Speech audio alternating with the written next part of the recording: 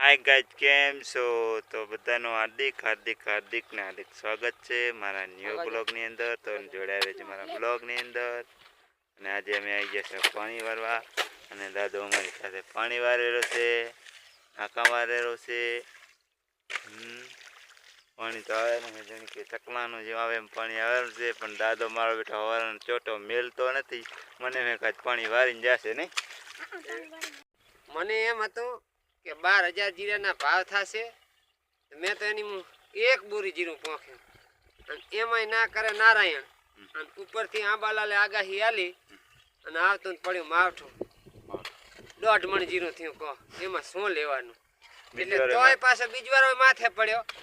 તોય વળી એમ થયું, મેં કીધું 15,000 નો થઈ જાય તો વળી ઓનું હાટું વારી નાખું ને. એટલે વળી પાછો આજુ મથું રહો.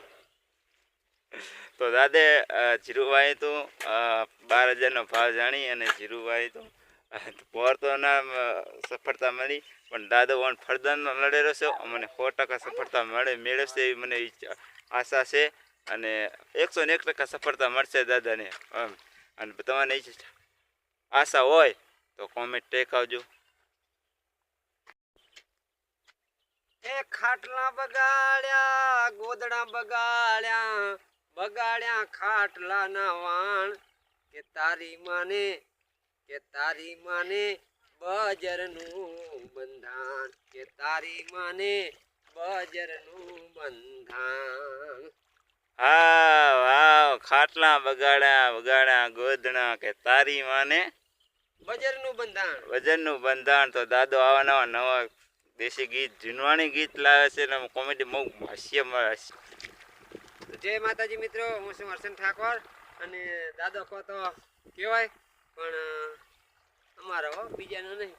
અને ફરીવાર અમારે આ નવા બ્લોક માટે થોડોક આમ તો કામ ચાલુ જ છે, પણ વળી ટાઈમ લઈને એક બ્લોક બનાવી રહ્યા. અને બીજું તો શીખે પણ તમારો પણ વિડીયો પહેલાં વાયરલ ઇન્સ્ટામાં છે. તો આજે પાવડા વિશે હા તો મિત્રો એ વિડીયો મારો હતો એક.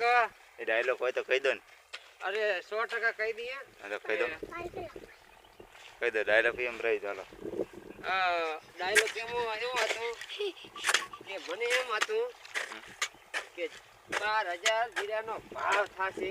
એટલે આમ નેચું ઘાલીને આમ વસ્તી આમ કોઈક આમ તાકીને કહો તો મારું કામ બંધ રહે તો ચહેરા હળી જાય ભાઈ. એ તો એવું તો રહેશે તારે.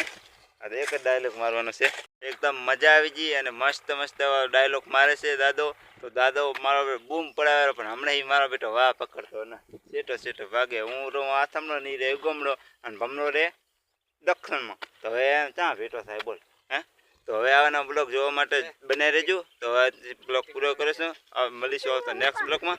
વિડીયો ગમે તો લાઈક શેર અને સબસ્ક્રાઈબ કરતા રહેજો. નવા હોય તો ચેનલને સબસ્ક્રાઈબ કરજો. તો એથી આવા તમને બ્લોગ જોવા મળે. જય માતાજી.